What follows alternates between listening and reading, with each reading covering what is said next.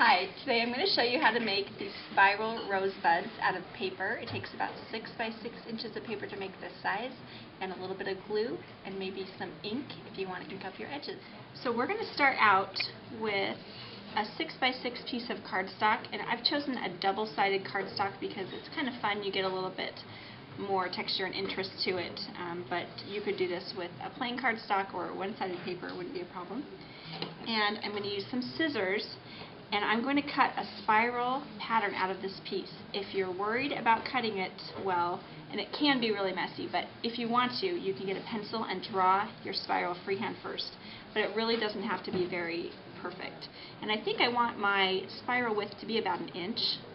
So first I'm just going to start here and go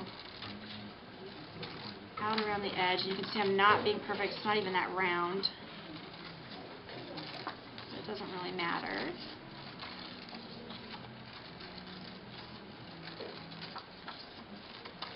And so you can see this part here is about 1 inch wide, but does not have to be perfect. Do not get your ruler out and measure this.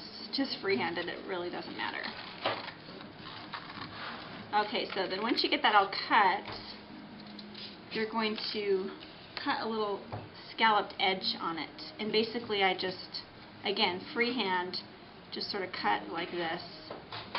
These little, oh, they're about 1 inch too, 1 inch, 1.5 inches apart.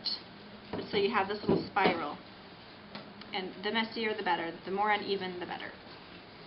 Okay, so we're going to start with this end here, and we're going to roll up. This is going to be the center. So you're just going to start rolling there, and the trick or the key to this is to really keep it flat along this inside edge that's not the scallop side.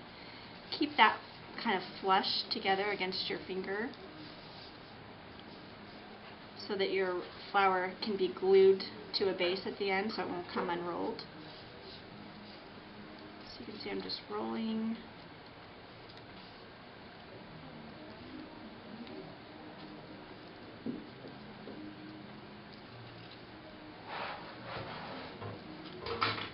And whatever pattern you have on the inside of your rose is actually the side that's going to show the most. So take that into consideration before you start rolling. You can always flip it over if you want the other side to be showing a little more. Okay, so here I am at the end of my rose, and what I'm going to do, you can see this little center part, that's going to be the part we glue the rose together at. So I'm just going to hold it like this for a second to kind of make sure it's really tightly wound, and just to give the paper a chance to kind of wind up like that. Then I'm going to, now don't be afraid, you might be scared to do this, but just let go. And your flower kind of unrolls and comes to life.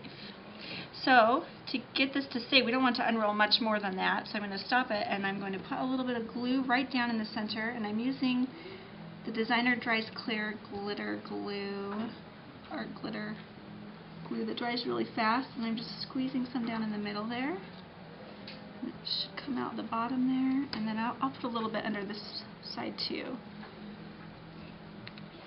And just hold that until it's steady, or until it's pretty much dry. But this does dry pretty quickly.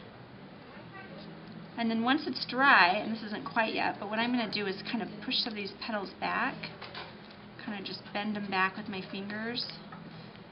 You can also turn it over like this and kind of mash it down, and that will give it some crinkles and turns.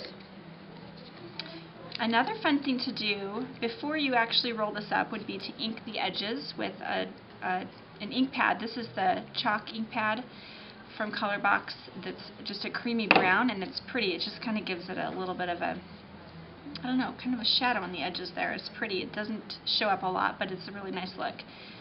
And then another option is to, instead of cutting the scallops around the edge, is to cut your spiral and then actually fold the edges down like this, all the way around the edge. Instead of cutting the scallop, you're just folding the edge over like this. And that's a really cute look too. I'll include some pictures at the end that you can see the difference. So you just fold it like that, and then you'd start your winding. And then you'll definitely just see the color paper that's folded over. You won't see so much the back side of that paper. But that looks really cute too. And these are really great for the fronts of cards, mini albums.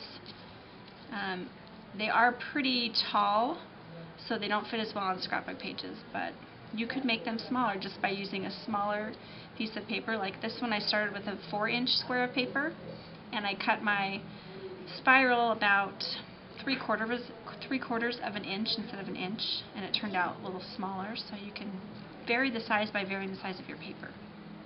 That's it.